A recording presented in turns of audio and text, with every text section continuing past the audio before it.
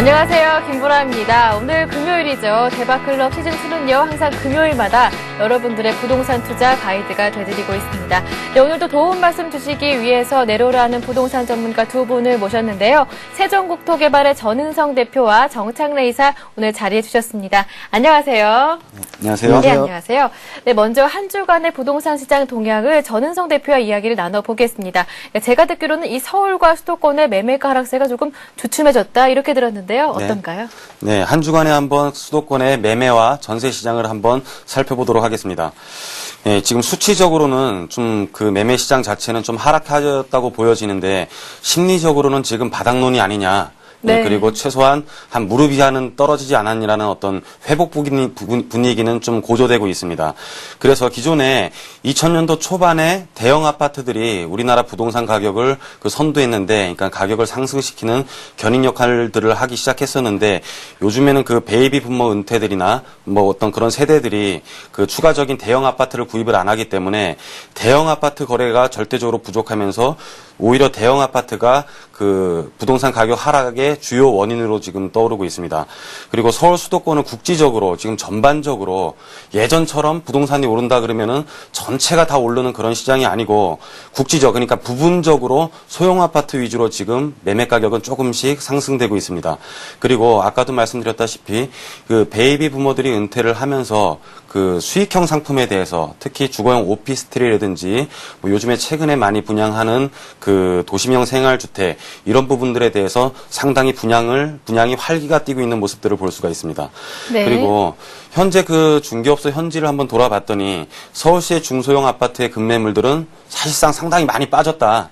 예, 그래서 지금 추가적인 구입이 많이 이루어지고 있다고 볼 수 있고요. 그 수도권의 신도시의 택지개발지구 아파트를 한번 봤더니 그쪽에서는 중대형 아파트 위주로 많이 공급이 됐었는데 애초에 좀 분양가가 높지 않았느냐. 예, 분양가가 좀 많이 높았기 때문에 그 매수 세력보다는 그 팔려고 하는 사람들이 추가적인 하락들, 그 구매 세력이 좀 많이 떨어지다 보니까 추가적인 하락을 그 우려해서 좀 파는 문의가 좀 오히려 좀 더 많았다 그렇게 볼 수가 있습니다. 네, 정리를 해보면 매매가 하락세는 조금 둔화되고 있지만 수도권 전체로 봤을 때는 아직까지는 약세가 지속되고 있다 이렇게 볼 수가 있겠습니다. 네, 그렇다면 이어서 임대시장 동향도 한번 살펴볼까요?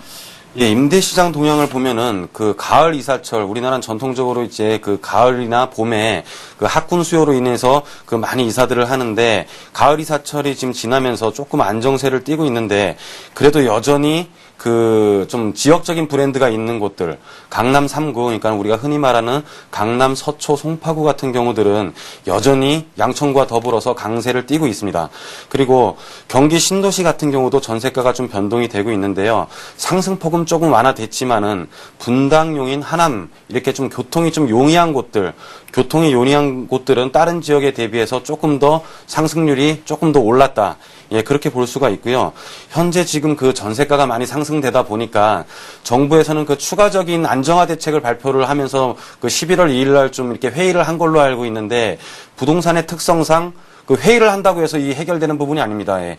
부동산을 해결을 하기 위해서는 어떤 수요 공급에 대한 그 수요가 많이 일어나게 해야 되는 부분들이 있는데 부동산은 단기적으로 이렇게 그 공급을 할 수 있는 단기적으로 공급할 수 있는 이런 재화가 아니기 때문에, 그러니까 바꿔 말씀드리면은 아파트를 짓는데 최소한 한 3년 정도는 걸리기 때문에 회의를 해봤자 별로 소용이 없습니다. 예, 그렇기 때문에 회의를 해도 추가 대책을 좀 찾지 못하는 어떤 그런 양상을 보이고 있습니다. 네, 그렇다면 현재 전세가는 어떻게 나타나고 있나요? 현재 지금 그 전세가들을 보면은 인터넷 매체 조사 결과만 보더라도 그 강남구 같은 경우는 한 19.2%가 상승을 하였고요. 그 서초구 같은 경우가 지금 그 반포 레미안이라든지 자이 이런 것들과 더불어서 평균을 보더라도 한 24% 정도 올랐습니다. 그리고 송파구 같은 경우 지금 특정 지역을 보면은 그 잠실주공 1단지라든지 2단지 재건축을 한 그런 것들은 지금 한 2배 정도 올랐는데 평균을 내보면은 송파구 같은 경우는 한 30%나 올랐습니다. 그리고 수도권 지역 평균 전세가가 한 12.24%를 해서 한 평당 한 59만 원, 한 60만 원 정도 올랐는데 이 말은 뭐냐면은 한 30평짜리 그 대비 30평짜리를 기준으로 한다면은 전세가가 평균만 따지더라도 한 거의 2천만 원 정도 올랐다.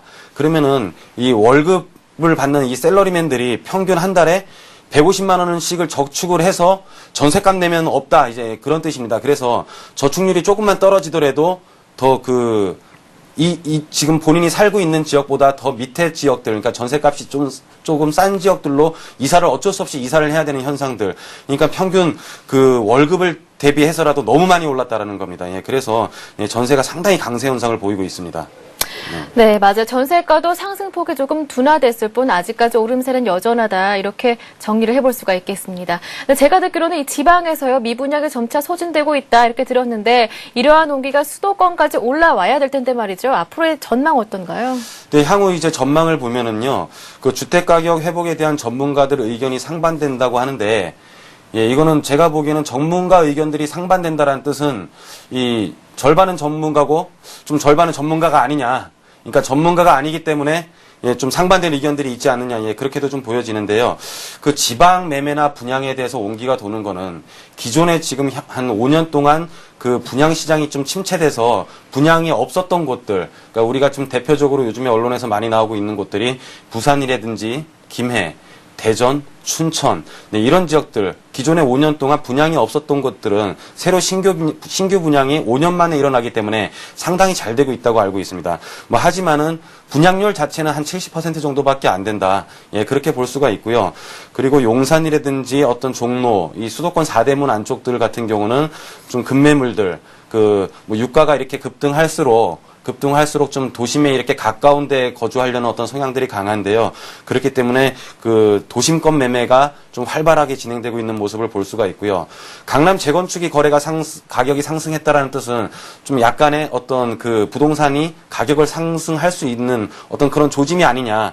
예, 항상 강남 재건축이 부동산 가격에 대해서 견인을 하는 그런 역할들을 해왔기 때문에 예, 강남 재건축이 좀 움직였다고 하는 것은 조금 살아날 조짐이 보이지 않느냐라고 좀 판단을 할 수가 있고요.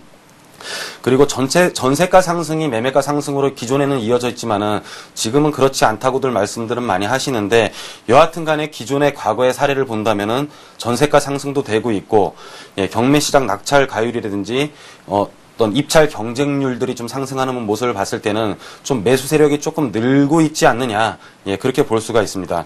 그리고 저금리 기조를 계속 유지하고 있고 예, 내년에 입주 물량이 좀 많이 떨어져 있는 것에 대해서 좀 상승할 수 있는 여력이 되지 않겠느냐, 내년 시장에는.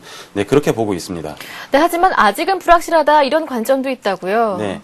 이제 불확실하다는 부분들은 좀 심리적인 여유가 있는, 심리적인 문제 때문에 좀 그런데요. 예, 기준금리가 좀 지금 너무 낮은 금리 상태로 계속 유지되었었기 때문에, 예, 내년 초라든지 아니면 올 하반기에 좀 그 금리를 조금 인상하지 않겠느냐. 그런 부분에 있어서 환율이라든지 금리 부분에 있어서 조금 불안 요인이 좀 존재를 한다.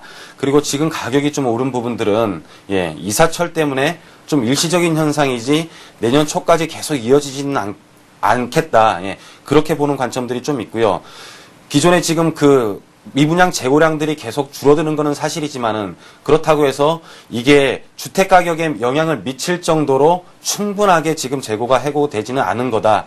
예, 그런 관점들도 좀 많이 있고 하지만은 그 심리, 그 매매 시장의 심리라든지 회복 가능성에 대해서는 그래도 내년 바닥론이 좀 우위를 차지하고 있기 때문에 좀 내년에는 좀 살아날 것이다. 예, 그렇게들 많이 판단을 하고 있습니다. 네, 이렇게 해서 매매 시장에 대해서는 긍정적인 관점을 주셨습니다. 참고하시기 바라고요. 이번엔 정창래 이사님께 한번 여쭤볼 게 있습니다. 이 부동산 시장에서 이 전세가 상승 아직까지 불안한 상황인데요. 내년에 또 입주 물량이 줄어든다고 하고 그래서인지 이 전세가가 내년 봄까지는 오를 것이다. 이러한 의견에 힘이 실리고 있는 것 같습니다. 이사님 견해는 어떠신가요? 예, 현재 그 부동산 시장을 보면요. 지금 이제 가족 단위로 지금 거주하는 이 주거용 부동산 같은 경우에는 이 공급과 수요가 일치하지 않으면서 지금 지속적으로 지금 전세가가 지금 상승이 되고 있는데요. 네. 하지만 이 부동산 경기 침체로 인해서 이 매매가로는 아직까지 지금 상승이 지금 좀 제한적인데 하지만 이렇게 이 지속적으로 전세가가 상승하다 보면은 지금 매매가까지도 상승할 여지가 있다라고 좀 조심스럽게 예측을 해볼 수 있겠고요.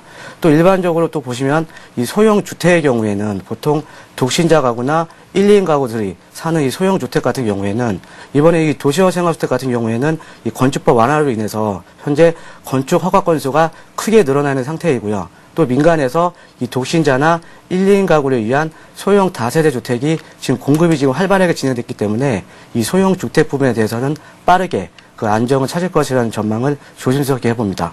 예, 이렇게 해서 역시 긍정적인 전망을 주셨습니다. 네, 이렇게 해서 지난 한 주간의 부동산 시장 흐름과 그리고 앞으로의 전망까지 한번 살펴봤는데요. 어느 때보다 몸살이 심한 부동산 시장이지만 항상 전문가들은 틈새가 있다고 하죠. 고수투자의 부동산 투자 비법 지금부터 함께합니다.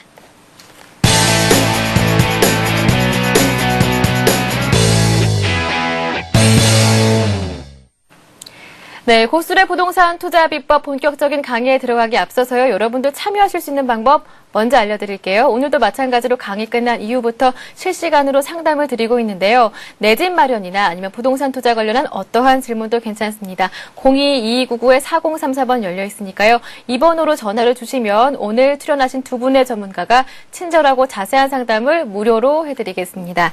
네, 그럼 고수들의 부동산 투자 비법 오늘은 전은성 대표께서 준비를 해주셨다고 하는데요. 어떠한 전략인가요? 예, 투자 비법을 한번 살펴보면은요, 예, 부동산에 대해서 투자를 해서 성공을 할 수 있는 방법은 남들보다 얼마나 정보를 내가 좀 빨리 가질 수 있느냐. 그래서 그 정보가 시세에 반영되기 전에 내가 얼마나 고급 정보를 미리 알아서 빨리 이제 먼저 주택이라든지 토지라든지 부동산 상품을 구입하느냐. 그런 것들이 있고요. 그게 아니라면은 그런 부분들은 조금 힘든 부분들이 있기 때문에 그렇다면은 내가 얼마나 많이 알고 있느냐. 예, 지식으로서 우리가 돈을 벌 수 있는 방법도 많이 있습니다. 근데 기존에 여태까지 지금까지 해왔던 투자 방법들은 지식도 없고 정보도 없이 그냥 소문에 의해서 누가 될 것 같더라. 여기 사면 좋다고 하더라. 이런 말들로 묻지마 투자들을 많이 하셨는데 우리가 투자할 수 있는 어떤 지식 측면에서 조금 접근을 하다 보면은 투자 비법이라고 오늘 말씀드리기보다는 한번 지식을 조금 전달하는 내용으로 재건축과 재개발 여러분들이 투자에 대해서 많이 관심들 갖고 계시는데요. 재개발과 재건축이 과연 뭐냐? 네. 차이점이 있으면 뭐 어떤 것들이 있고 예, 그런 부분들에 대해서 한번 간단하게 한번 살펴보도록 하겠습니다. 네, 맞아요. 재개발과 재건축 투자 얼핏 들어서는 비슷하지만 분명한 차이가 있거든요. 그래서 이 두 개념에 대해 각각의 기준은 무엇이고 장단점은 무엇인지 꼼꼼하게 알아둬야 하는데요. 그렇다면 이 두 개념의 차이가 무엇인지부터 한번 살펴볼까요? 예, 재개발 같은 경우는 그 재건축과 달리 약간의 공공의 성격을 띠고 있습니다. 그래서 재건축 같은 경우는 민간 사업, 자율적인 민간 사업 성격을 띠고 있기 때문에 예, 부동산 가격이 폭등을 하거나 어떤 부동산 가격 상승에 대한 요인이 됐을 때는 항상 규제가 좀 많이 들어옵니다. 근데 재개발은 공공적인 성격, 그러니까 이거를 개발을 함으로써 갖고 있는 소유자들만 이득을 보는 것이 아니라 그 주변 사람들도 기반 시설이 좋아지고 도로가 넓어지고 주변 환경이 쾌적해지면서 주변 사람들도 어떤 혜택을 많이 볼 수 있다라는 공공적 성격이 강하기 때문에 예, 좀 약간 그 법률적인 규제에 있어서는 조금 피해가는 편입니다. 그 절차상으로 본다면은 요번에 올해 음마 아파트 같은 경우는 안전진단을 통과를 했는데요.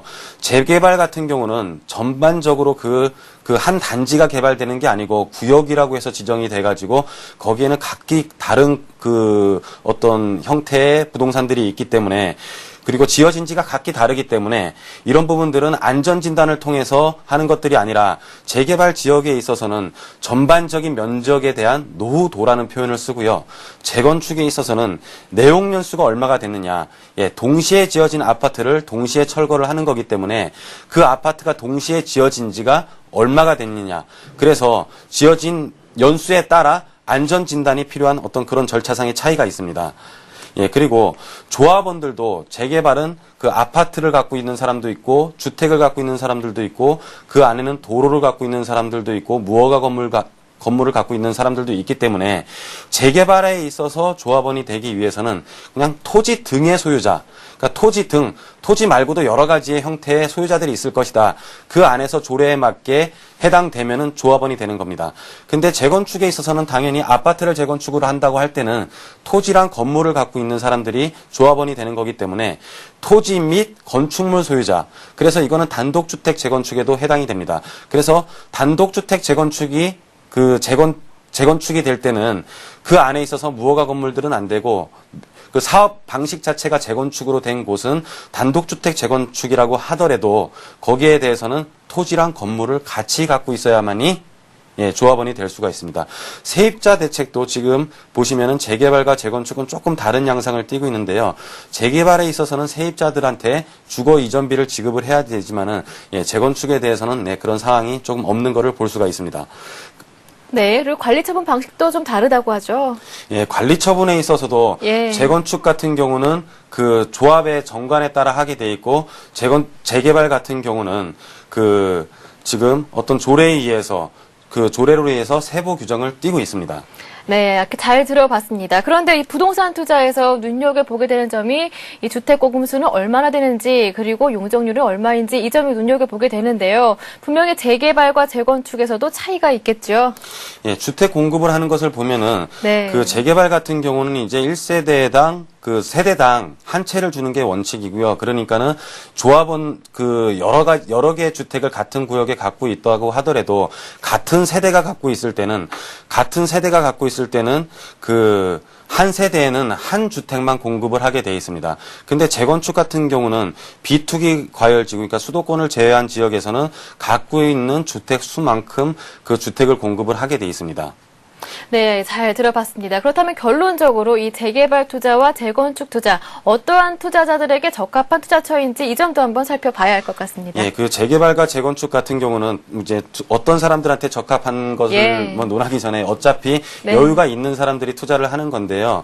그 재개발 같은 경우는 초기에 투자 비용이 조금 적은 편이고 나중에 추가 부담금이 조금 많은 편이기 때문에 소액 투자자들한테 이제 좀 재개발이 좀 유리한 편이고 재건축 같은 경우는 여태까지 어떤 도곡주공이라든지 잠실주공, 반포주공이 이렇게 재건축 단계를 많이 진행을 해오면서 이미 재건축에 있어서는 좀 시세들이 많이 반영돼 있기 때문에 그리고 추가 부담금은 재개발처럼 이렇게 많지 않은 경우들이 많기 때문에 좀 초기에 투자 비용이 좀 과한 어떤 그런 부분이 좀 있습니다. 하지만은 재건축에 있어서는 보면은 넓은 평형이 재건축되는 부분들이 많이 있기 때문에 투자와 거주를 동시에 할 수 있는 사람들은 거기에 맞는 그 재건축 단지, 그러니까 평형이 좀 넓은 재건축 단지를 선택을 하셔서 투자도 하면서 거주를 할 수 있는 그런 부분들이 그런 투자자들한테 좀 적합하다고 말할 수가 있고요. 재개발 같은 경우도 투자를 하면서 거주할 수 있는 물건들이 간혹 찾아보면 있기는 있는데 사실상 좀 찾아보기는 힘든 어떤 그런 재개발 특징상 거주까지 하기에는 좀 어려운 부분들이 좀 많이 있습니다. 네, 이렇게 해서 한 가지 더 여쭙고 싶은 게 있는데요. 최근 부동산 시장 침체가 계속되면서 재개발, 재건축 지정에 대해서 해제를 요구하는 민원이 굉장히 많아지고 있다고 하는데요. 아무래도 부동산 시장이 불확실하다 보니까 이 재개발, 재건축에 대한 기대치가 낮아지고 있는 것이 아닌가 이런 생각이 드는데요. 이러한 시점에서 여기에 관심을 가져보는 것이 좋은 것인지 이런 의문이 드는데요. 이제 그 해제를 요청하는 이유는 이거는 그 지역, 그 구역에 재개발 구역에 대해서 문제가 있어서가 아니라요. 그 재개발 조합원에 있어서 그 수익성이 달라지는 이유는 일반 분양을 과연 얼마에 할 수 있을까?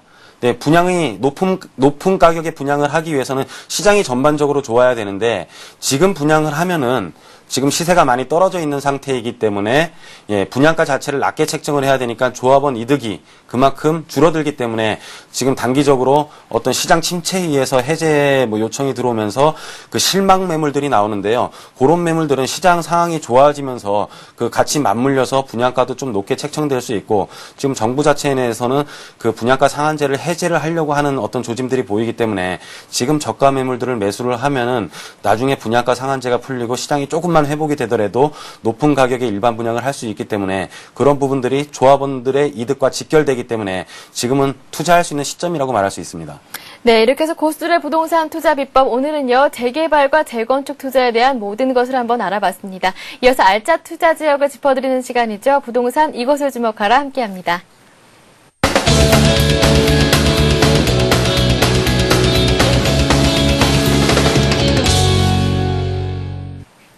네, 부동산 이곳을 주목하라. 최근 이슈가 되고 있는 지역 그리고 투자 가치가 있는 지역들을 여러분들에게 소개를 해드리고 있습니다. 네, 오늘은 정창래 이사님께서 도움 말씀을 주시겠는데요. 어떤 지역인지요? 네, 오늘은 그 1차 뉴타운 중에 하나인 기름 뉴타운에 대해서 한번 소개해드리도록 하겠습니다.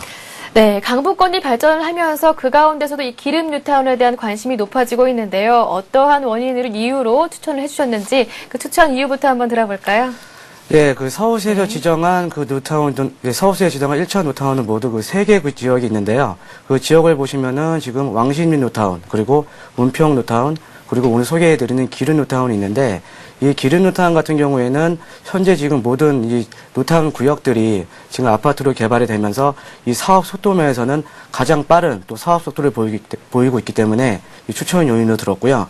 그리고 다음으로 이제 향후 뉴타운과 또 기존 대단지 아파트와의 차별화도 둘 수 있겠는데, 일반적으로 어느 지역을 보면 1000세대 이상 이 대단지 아파트들이 그 지역의 이제 부동산 가격을 끌어가게 되는데요. 하지만 각 지역에 있는 그 뉴타운들이 향후에 모두 아파트로 개발이 되게 되면 이 규모와 집적의 이익을 누릴 수 있는 그 지역의 뉴타운 지역들이 향후에 그 지역의 그 랜드마크적인 주거지로 차별화가 좀 진행될 것이라는 점에서 또 하나의 또 추천 요인을 들었고요. 그리고 이 기른 뉴타운과 또 바로 옆에 또 인접해 있는 미아 뉴타운, 그리고 이 도봉로를 따라서 또 조성이 되어 있는 이 미아 균축지구가 있는데, 일반적으로 이렇게 지금 이 부동산 가격이 오르기 위해서는 이렇게 연속적으로 이 주거용 벨트가 형성이 되거나 아니면 이렇게 대단지로 아파트 단지가 형성이 되어 있어야 이 부동산 가격이 오르게 되는데요. 이러면서 또 이 주거용 벨트가 형성이 된다. 이러면서 추천 요인을 들었고요. 또 마지막으로 보시면은 주변에 이 녹지 공간이 많이 있다.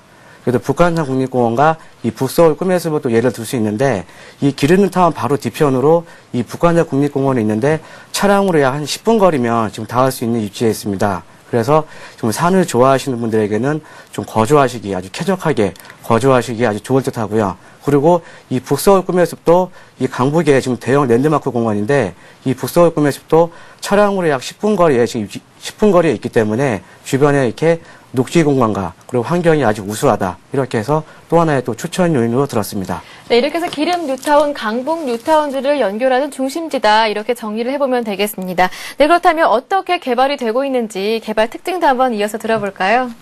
예, 개발 특징을 보면은 지금 기름 뉴타운 특징을 보고 기름 뉴타운의 있는데요. 개발 특징을 보면은 이 각 뉴타운은 이 뉴타운마다 이 개발 특징을 가지고 있는데요. 이 기름 뉴타운 같은 경우에는 이 보행자 중심으로 한 이 개발 특징을 가지고 있습니다. 다시 말씀드리면은 이 보행자 도로를 중심으로 이 각종 생활 시설이나 그 체육 시설, 공원들이 들어서게 되고요. 그래서 이 보행자 도로가 폭이 아주 크다는 특징을 가지고 있는데, 현재 화면으로 보시는 것처럼 다른 아파트 단지와는 틀리게 이 기른 뉴타운 내에 이 보행자 도로는 폭이 약 30m에서 40m 정도까지 이 보행자 도로가 아주 넓게 있기 때문에 그런 걸 또 화면으로 한번 확인해 보시면 되겠습니다. 네. 네, 이렇게 해서 친환경 문화가 함께하는 곳이다. 이렇게 기름 뉴타운을 정의를 해보면 될 것 같습니다. 네, 그리고 무엇보다 실수요자 입장에서 주거 개념으로 접근을 하는 것이 좋겠다. 이렇게 정리를 해볼 수가 있겠는데요. 네, 그렇다면 앞서서 북서울 꿈의 숲도 잠깐 언급을 해주셨는데, 주변의 개발은 어떻게 이루어지고 있는지 주변 개발도 한번 살펴볼까요? 예, 먼저 이 기름 뉴타운의 주변 개발 계획을 한번 살펴봐야겠는데요. 이 주변 개발 계획으로는 지금 현재 화면으로 나가는 것처럼 이 기름 뉴타운 바로 옆에 이 미아 뉴타운이 있고요. 또 미아 뉴타운 바로 옆에 또 이렇게 미아 균형발전 촉진지구가 있는데, 아까도 제가 말씀드렸지만은 이 부동산 가격이 오르기 위해서는 이렇게 대단지로 아파트 단지가 형성이 되거나 아니면 이렇게 연속적으로 주거용 벨트가 형성이 되어 있어야 그 지역의 부동산 가격이 올라가게 되는데요. 따라서 지금 기른 뉴타운을 보시면은 이 기른 뉴타운과 미아 뉴타운, 그리고 이 미아 균축지구, 이 세 개 지역이 서로 연속적으로 주거용 벨트가 형성이 되면서 또 대단지로 아파트 단지들이 형성이 되기 때문에 향후 강북 최고의 주거단지로 부각될 것으로 보이고요. 네. 또 다음을 보시면은 이제 북서울 꿈의 숲부터 말씀드릴 수 있겠는데, 그동안 이제 강북이나 성북권에는 그렇다 이제 대형 나들이 공원이 없었는데요. 이번에 이제 북서울 꿈의 숲에 개장을 하면서 송파의 올림픽 공원이나 그리고 성수동의 서울숲과 같이 이런 대형 랜드마크 공원이 생기게 되면서, 예전에 작년에 이 북서울 꿈의 숲에 개장을 하면서 그 주변의 아파트 가격이 약 2억 정도 올랐다는 또 기사가 또 얼마 전에 또 난 적이 있었는데, 이렇게 이 기른 뉴타운 주변으로 이렇게 대형 공원이 생기게 되면서 주변 환경이 한층 더 업그레이드 됐다. 이렇게 보시면 되겠습니다. 네, 북서울 꿈의 숲 어떠한 모습으로 완성이 될지 정말 기대가 됩니다. 그런데 최근 매매가가 하락하고 있는데요. 이 기름 뉴타운 지역 매매가 동향은 어떤지 이 점도 한번 궁금합니다. 예, 지금 이제 그래프를 한번 보시면은 기른 뉴타운 지금 매매가 동향인데요. 예. 지금 처음에 이제 보시면은 기른 뉴타운 2단지, 3단지, 4단지 같은 경우는 2005년도에 입주한 단지입니다. 지금 아파트 가격을 보면은 아파트 평형당 약 1,300만 원 선이고요. 그리고 지금 새로 입주한 2년 전에 입주한 이 기른 뉴타운 6단지 같은 경우에는 지금 2008년도에 지금 입주를 했는데 지금 역세권 지역으로 보시면 되겠습니다. 이 아파트 가격은 평형당 아파트 가격은 약 1,700만 원을 보시면 되겠고요. 그리고 지금 가장 중요한 게 이제 기른 뉴타운 1단지인데 이 1단지는 2001년도에 그러니까 기른 뉴타운에서 가장 최초로 입주를 하게 됐는데 지금 아파트 매매 가격은 1,400만 원으로 보시면 되겠습니다. 근데 이 1단지와 또 2005년도에 입주한 2단지와 3단지, 4단지를 한번 비교를 해보면은 그 아파트 연식도 물론 상관이 있겠지만은 그 1단지가 그 역세권 지역에 있기 때문에 이 아파트 가격이 더 높다라는 거를 지금 판단할 수 있고요. 또 다음 보시면은 이 기른 뉴타운 1단지의 그 매매 시세 그래프를 보시면 지금 현재 기른 뉴타운이 올 한 해만 7단지, 8단지, 9단지가 지금 입주가 되면서 지금 신규 입주 물량이 지금 아주 많은 상태인데요. 따라서 지금 1단지에 지금 20평대 지금 매매 시세를 보시면은 지금 3억 5천에서 3억 4천까지 매매가 지금 되다가 지금 입주 시점부터 지금 2억 8, 9천에 지금 가격이 떨어져 있다라고 보시면 되겠고요. 네. 실제로 이 국토해양부에서 지금 실거래가 조회를 제가 지금 발췌를 해갖고 왔는데 1월달이나 2월달, 3월달까지는 이 20평대 매매 가격이 3억 4천에서 3억 5천 사이에 매매가 형성이 됐고 그리고 현재는 지금 7월달 이후에 그러니까 입주 물량이 쏟아지는 7월달 이후에는 2억 8천에서 3억 사이에 지금 매매 가격이 지금 형성이 되어 있는데 따라서 이 신규 입주 물량이 소진이 되면서 예전 가격으로 회복할 수 있다는 그런 장점을 또 볼 수 있겠습니다. 네, 이렇게 해서 기름 뉴타운의 매매가 현황까지 한번 살펴봤는데요. 부동산 투자에서 이 점 꼭 짚어봐야겠죠. 주변 입지가 어떤지 이 점도 한번 살펴보겠습니다. 네, 먼저 그 기른 뉴타운에서 입지를 한번 살펴보면 먼저 네. 학교들을 한번 살펴보죠. 그 학교들을 살펴보면은 이 기른 뉴타운 내에는 뭐 기런 초등학교, 그리고 미아 초등학교, 또 기름 초등학교, 초등학교 세 곳이 있고요. 현재는 그 기른 뉴타운 내에 중학교와 지금 고등학교가 없는 상태인데 지금 중학교는 지금 그 기름 초등학교 내에 중학교 한 곳이 지금 2012년에 지금 신설될 예정이고요. 그리고 이제 고등학교를 보시면은 그 8단지, 그러니까 기름 뉴타운 8단지 바로 옆에 지금 학교 예정 부지가 있는데 2012년까지 이제 고등학교까지 지금 개교가 될 것으로 지금 예상을 하고 있기 때문에 2012년이 되면은 이 기름 뉴타운 내에 지금 초등학교와 중학교, 고등학교 모두 이렇게 갖추게 되면서 교육 여건도 한결 더 낮을 걸로 보이고요. 또 이 기른 뉴타운 주변에는 또 명문학교들도 많이 있습니다. 이 보시면은 대외국어고등학교가 바로 옆에 있고요. 그리고 이 미아 상거리역 쪽으로 보시면은 그 영훈초등학교가 있는데 이 영훈초등학교는 또 명문 또 사립초등학교고요. 또 이 상권을 살펴보면은 그 현재 그 기른 뉴타운 같은 경우는 예전에 철거가 되면서 주변에 그 상가들까지 철거가 되면서 그 상권들이 좀 많이 낙후가 됐는데 이번에 7단지, 8단지, 9단지가 이렇게 지금 입주가 되면서 주변에도 상권까지 활발하게 지금 이 상권이 지금 활발하게 살아나고 있고요. 그리고 이 대형 상권을 보면은 또 미아 상거리역 상권을 한번 볼 수 있겠는데 이 미아 상거리역 상권에는 그 대형 그 상권인 그 현대백화점, 롯데백화점, 이마트 등의 대형 상권이 밀집이 되어 있고요. 또 이 대형 상권을 중심으로 이 보시면은 중소형 상권들이 밀집이 되어 있기 때문에 이 기른 뉴타운에서 이 미아 상거리역 상권까지도 도보로 뭐 한 10분 정도면 또 가능하기 때문에 이 대형 상권 이용하시기에도 아주 편리한 입지에 지금 자리하고 있고요. 그리고 이제 교통을 한번 보시면 그 4호선 기름역에 바로 옆에 위치해 있고 이제 주변 간선도로망은 뭐 내부순환도로, 북부간선도로, 그리고 동부간선도로 등이 차량으로 약 10분 거리에 다 이용할 수 있기 때문에 주변 간선도로만 이용하시기에도 아주 편리한 입지에 자리하고 있습니다. 네, 이렇게 해서 교통을 비롯한 주변 입지도 여타 뉴타운 지역 못지 않은 것 같습니다. 네, 그렇다면 이 기름 뉴타운 지역 또 한 가지 들었던 소식은요. 사업 속도가 빠르다고요.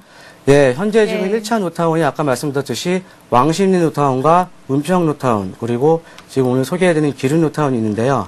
지금 왕십리 뉴타운은 이번에 지금 이제 착공에 들어가고 또 은평 뉴타운은 또 사실 민간이 하는 뉴타운은 아니고요. 지금 SHA 공사에서 하는 뉴타운이기 때문에 그중에서는 이 기름 뉴타운이 지금 민간이 하는 뉴타운 중에서는 가장 빠른 사업 속도를 보이고 있습니다. 네, 그렇다면 시청자 여러분들의 이해를 돕기 위해서요. 이 기름 뉴타운의 장점과 단점에 대해서 다시 한번 정리를 해보겠습니다. 예, 먼저 기름 뉴타운의 장점을 보면은 이 기름 뉴타운은 사업 완료 시에 전체 2만 세대가 입주가 된다. 그만큼 이 규모와 집적인 이익을 누릴 수 있다라는 장점이 있고요. 그리고 현재 지금 이 7단지, 8단지, 9단지의 그 신규 입주 물량에 따른 지금 단기적으로 지가가 하락이 돼 있는 상태인데 이 소진이 되면은 또 단기적으로 또 지가를 또 상승할 수 있는 또 요인이 있고요. 또 향후에 아까 말씀드린 기름뉴타운과 미아뉴타운 그리고 미아 균축지구가 이렇게 서로 연속적으로 주거용 벨트가 형성이 되면서 그 강북 최고의 또 주거단지로 또 부각될 것으로 보인다는 점, 그리고 주변에 그 미아 상거래 상권이나 이렇게 대형 상권들이 발달해 있다는 점이 장점으로 보겠고요. 그리고 단점으로는 그만 말씀드린 이 7단지, 8단지, 9단지의 신규 입주 물량을 한번 검토를 해봐야 된다. 이렇게 볼 수 있겠고, 그리고 또 하나는 지금 현재 기준노타는 거의 다 지금 아파트로 개발이 되어 있는데 지금 역세권 지역에 지금 주상복합으로 또 지금 앞으로도 또 개발을 하게 되는데 이 아파트 공사로 인한 좀 소음이나 좀 분진 이런 점이 또 단점으로 뽑힙니다.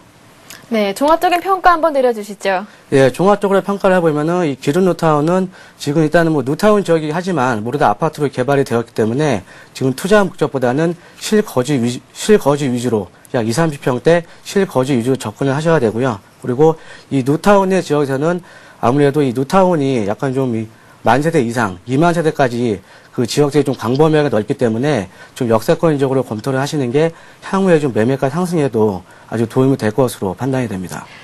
네, 이렇게 해서 기름 뉴타운 지역의 투자처로서의 면면과 투자 노하우까지 한번 꼼꼼하게 짚어봤습니다. 이 지역에 대해서 추가적인 궁금증이 있으시면 저희에게 전화를 주실 수가 있는데요. 022299-4034번으로 함께하고 있습니다.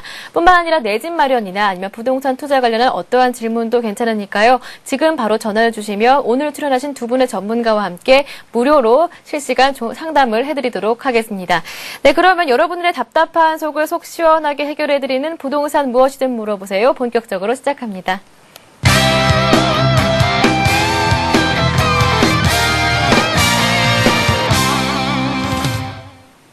네, 부동산 무엇이든 물어보세요. 시작을 해보도록 하겠습니다. 다시 한 번 더 참여하실 수 있는 방법 고지해드리겠습니다. 022299-4034번으로 함께하고 있으니까요. 지금이라도 전화를 주시면 되겠습니다.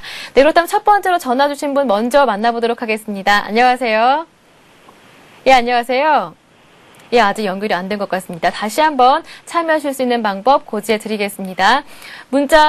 전화번호죠. 022299-4034번으로 연결이 돼 있으니까요. 내 집 마련이나 아니면 부동산 투자 관련한 어떠한 질문도 괜찮으니까요. 지금 즉시 전화를 주시면 오늘 출연하신 두 분의 전문가와 함께 이야기를 해드리도록 하겠습니다. 무료입니다. 네, 다시 한번 연결해 보겠습니다. 안녕하세요. 예, 안녕하세요. 예, 아직 연결이 안 된 것 같습니다. 다시 한번 참여하실 수 있는 방법 고지를 해드리면요. 무료 문자가 아니라 전화번호죠. 022299-4034번 연결이 돼 있으니까요. 지금도 늦지가 않았습니다. 지금도 전화를 주시면 저희가 친절하고 자세하게 상담을 해드리도록 하겠습니다. 다시 한번 연결해 보겠습니다. 안녕하세요. 아, 예, 안녕하세요. 예, 어렵게 연결이 됐습니다. 고맙습니다. 예. 전은성 대표님과 한번 연결을 해드릴 테니까요. 궁금하신 점 무엇이든지 한번 질문을 해보시기 바라겠습니다. 대표님. 예, 감사합니다. 네, 안녕하세요. 예, 안녕하세요. 평소에 네. 프로 많이 보고 있는데 이렇게 전화 연결돼서 감사합니다. 아유, 영광입니다. 전화하게 돼서. 예. 예, 어떤 게 저는 궁금하셔서 전화 주셨죠? 예, 저는 다름이 아니라요. 네. 지금 강서구 공항동에 네. 방한뉴타운이라고 하죠. 예, 방한뉴타운이요. 이제 5년 전에 네. 우리 아들내미를 위해서 네. 32평짜리 빌라를 2005년 4월에 매입을 했습니다. 2005년 4월이요? 예. 네네. 그래서 그때 매입 금액은 네. 2억 3천이고요. 이 대지 지분이 몇 평짜리였죠? 그때 제가 이게 32평 빌라니까요. 대지로는 제가 한 열 몇 평대 되겠죠, 뭐. 네. 한 달 32평으로는 그러니까 부동산 지식이 좀 없어가지고요. 네네. 건물 면적이 32평 정도요? 예. 아, 네네. 근데 그래서 이제 우리 아들 위해서 아들 명의로 이제 5년 전에 구매를 했는데요. 네. 근데 아들이 이제 얼마 전에 이제 결혼을 해서 네. 지금 옥수동으로 이전을 했습니다. 아, 옥수동에 지금 결혼해서 살고 계시다고요? 예. 네네. 그리고 마침 또 직장이 이제 퇴계로여가지고. 아, 네네. 예, 그래서 그 옥수동에서 현재 그 우리 아들이 지금 전세로 지금 살고 있어서요. 네네. 전세로 지금 2억 5천 정도에 지금 살고 있습니다. 네네. 그래서 그 결론은 지금 어떻게 지금 해야 되는지 네. 그 방한뉴타운 여기에 그냥 계속 그 전세를 주고 이렇게 장기적으로 이렇게 놔두는 게 좋은 건지 네. 아니면 우리 아들내미가 이제 또 뭐 그 직장이 퇴계로고 네네. 개옥수동에 전세로 있으니까 글쎄 어떻게 좀 직장 근거리나 네. 아니면 현재 그 옥수동 그쪽으로 가는 게 좋은 건지 네네. 예 그래서 좀 여쭤보려고요. 이 방한뉴타운 같은 경우는 좀 사업 초기 단계라고 할 수 있고요. 예. 아드님이 그 방한뉴타운을 별로 안 좋아하시나 봐요. 아니 잘 몰라가지고요 부동산에 대해서. 그래요. 이제 뭐 9호선이 개통되고, 예, 9호선이 개통되고 이제 그 마곡지구가 개발되면서 그 강서 쪽에서는 그래도 고급 주거지로는 그 위치한 곳이 그 방한뉴타운인데요. 네. 일단은 그 아드님이 그 태계로 쪽에 직장이다 보니까 예, 네. 그쪽으로 좀 이사 가길 원하시는 것 같아요. 아무래도 좀 가까우면 좋을 것 같아서요. 네. 방한뉴타운 같은 경우는 사업이 초기 단계고 지금 거주하고 계신 그 지금 옥수동 같은 경우는 사업이 옥수동이나 금호동 같은 경우는 그 좀 사업이 좀 빨리 진행되는 경우가 많이 있거든요. 네. 예, 지금 방한뉴타운은 전세를 얼마를 끼고 갖고 계시죠? 방한뉴타운은 전세 현재 그 8천에 주고 있습니다. 7천이요. 그럼 매매가는 8천, 지금 아니요. 사신 지가 한 5년 가까이 되셨으니까 예. 그럼 뭐 예상 매매가는 한 4억 가까이 지금 바라보시고 있죠? 글쎄 잘 모르겠습니다. 시세도 안 알아보셨어요, 아직? 예. 그러니까 대지 지분 평수를 좀 알으셔야 되고요. 예. 시세를 좀 알으셔야 되고. 그렇지 않아도 집사람이 옆에서 그러네. 한 4억 정도 할 거라고. 네, 그래요. 예, 그러면은 예. 지금 전세를 2억 5천에 살고 있기 때문에 예. 방한뉴타운을 매도를 해서 또 신혼부부기 때문에 좀 새 아파트에 빨리 살고 싶은 본인 집을 꾸미면서 인테리어도 하고 네. 이러면서 살고 싶은 어떤 그런 욕구가 있을 거 아니에요, 자녀분이. 아무래도 그러겠죠. 예, 그렇다면은 이제 옥수 12구역이라든지 13구역 이런 부분들에 있어서 지금 그 철거가 관리 처분이 끝나고 철거된 지역들이 꽤 있어요. 금호 옥수동 쪽에는. 아, 그래요? 예, 그러면은 신규 아파트에 대해서 지금 전세를 살고 있고 그 방화동에 있어서 물건을 매매를 하시고 여유자금 가지고 조합원 자격을 취득을 하시고요. 예. 나중에 입주할 때 이 전세금을 빼서 그 추가 부담금이라고 하죠. 예. 네, 그런 것들을 상환하면서 입주를 하시면은 지금 새 아파트를 지금 짓고 있는 아파트를 구입은 하실 수가 있거든요. 그러면은 몇 년 정도 후에 이렇게 입주할 수 있는 거죠? 지금 짓는 어떤 공사 현황에 따라 다른데요. 예. 지금 철거가 끝난 곳들은 향후에 입주를 하기 위해서는 지금부터 한 3년 정도 있으면 돼요. 아, 그래요? 예, 자녀분이 지금 그 전세 2억 5천에 살고 계시다는데 예. 요거는 전세 계약을 언제 하신 거죠? 요거는 전세 계약은 얼마 안 됐습니다. 한 2년 정도 이렇게 좀 결혼해가지고요. 네네. 예, 그 전세 만기는 좀 많이 좀 거의 돼가고 있어서. 예. 그래서 연락을 좀 드렸습니다. 예, 그러면 한 번 더 전세를 사시면서요. 예. 근데 그 대신 그렇게 되기 위해선 방한뉴타운을 매도를 하시고 직장 네. 근처에라면은 지금 제가 보기에는 왕십리 뉴타운도 있는데 어떤 네. 강변 쪽에 만약에 한강이 보이는 쪽 로얄층 정도를 매수를 하신다면은 금호 네. 옥수동의 가치도 좀 괜찮다라고 볼 수 있습니다.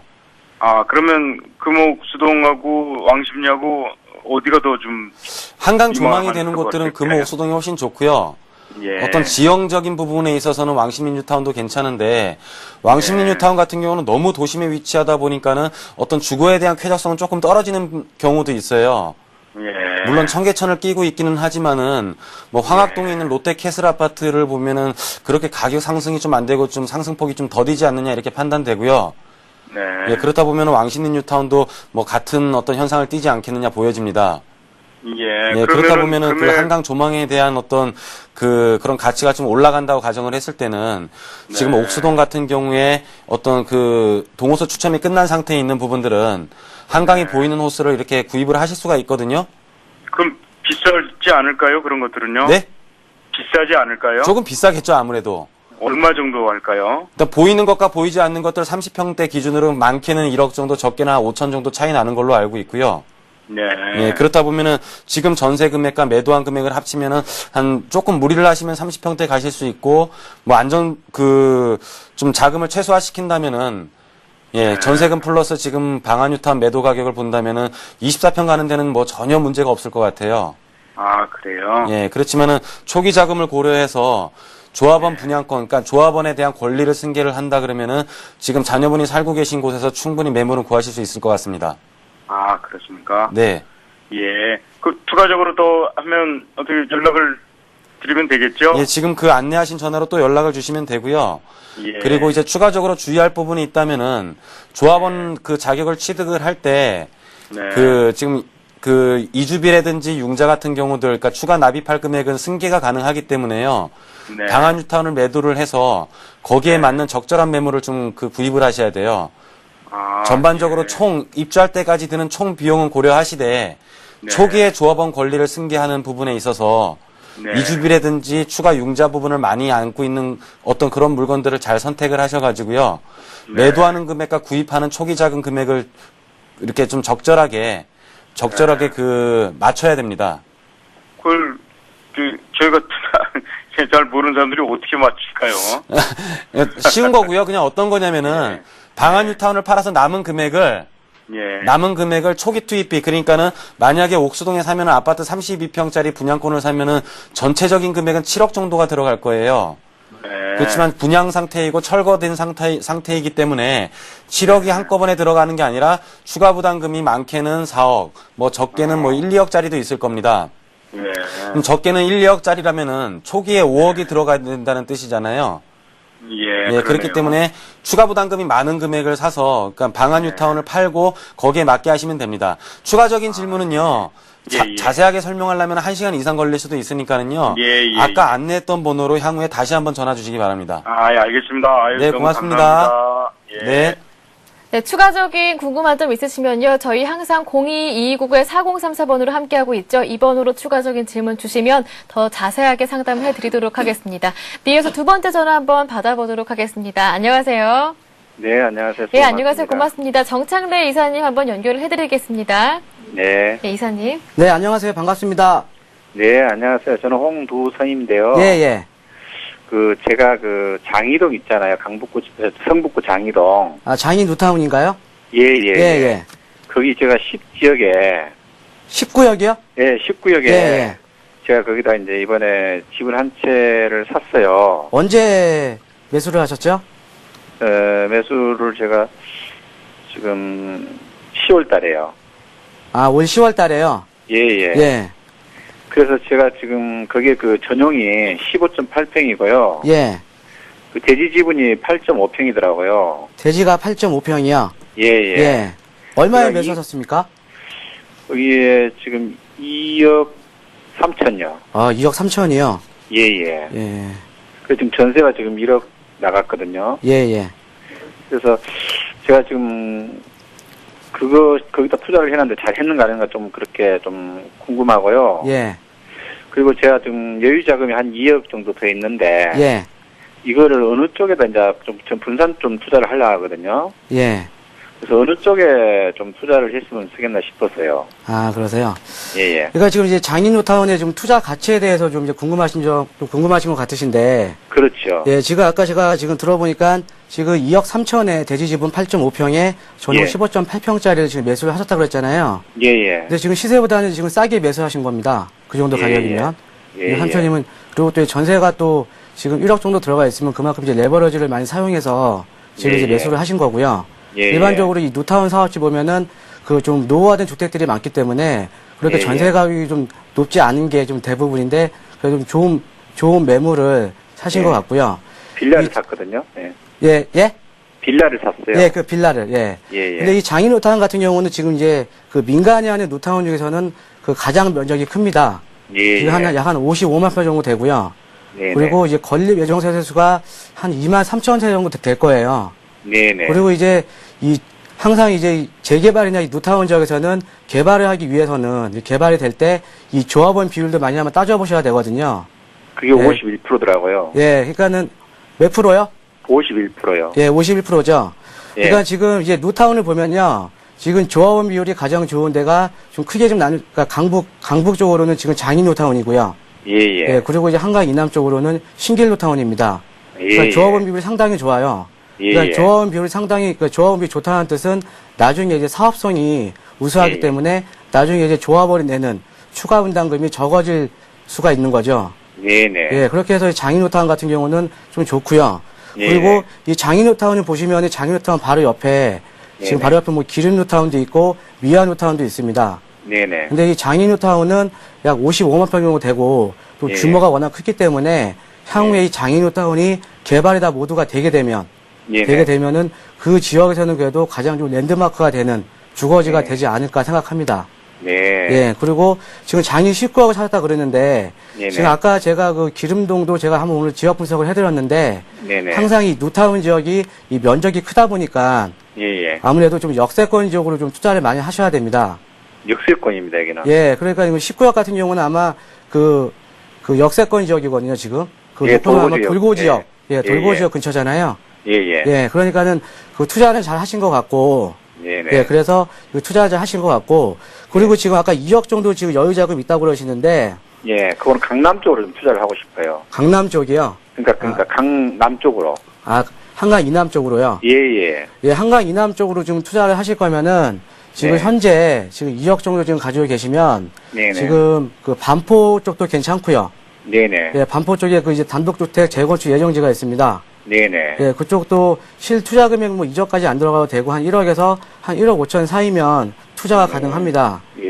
예, 그리고 반포 쪽 같은 경우는 일단 그 임대가 부분이 좀 높다 보니까 네네. 이제 그 정도 해서 이제 투자를 할 수 있고요.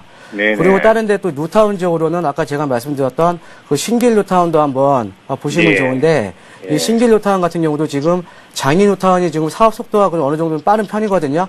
예, 예. 예, 19역도 마찬가지고요. 19역도 예, 예. 아마 지금 그 조합 설립 인가는 났고 지금 시공사 예. 선정까지 아마 끝났을 거예요. 끝났어요. 예, 예. 근데 신길 뉴타운도 사업 속도는 장인 뉴타운이랑 비슷하면서 그리고 향후에 예. 그 조합원 비율도 그 장인 뉴타운만큼 좋습니다. 네네. 그래서 한번 그쪽으로 한번 검토해 보시기 바랍니다. 예. 아, 그러면 신길동도 신림동인가요? 신길동인가요? 신길동이요. 그리고 아, 신길동 그쪽도 예. 앞으로 이제 서남권 그쪽으로가 예, 그 앞으로 이제 그 서울시에서도 그렇고 네, 그쪽으로 이제 많이 발전된다는 그런 어떤 정보들이 많이 흘러나왔잖아요. 그렇죠. 예. 그래서 근데 그쪽으로- 죄송하지만 예, 지금 시간 관계상 예, 예. 제가 또 다른 것도 여쭤보실 거면 또 전화 주시면 제가 다른 것도 답변을 드리도록 하겠습니다. 아, 그런가요? 예, 네, 예. 고맙습니다. 감사합니다. 오늘 예, 시간 고맙습니다. 관계상 추가적인 질문은요, 방송 끝난 이후라도 받고 있으니까요, 참여를 기다리고 있겠습니다. 오늘 상담 미처 연결되지 못하신 분들도요, 방송 끝난 이후라도 저희에게 연결을 해주시면 되는데요, 022299-4034번으로 함께 하고 있으니까요, 많은 참여를 기다리고 있겠습니다. 네, 오늘 상담해주시고요, 강의까지 맞춰주신 두 분 수고 많으셨습니다. 고맙습니다.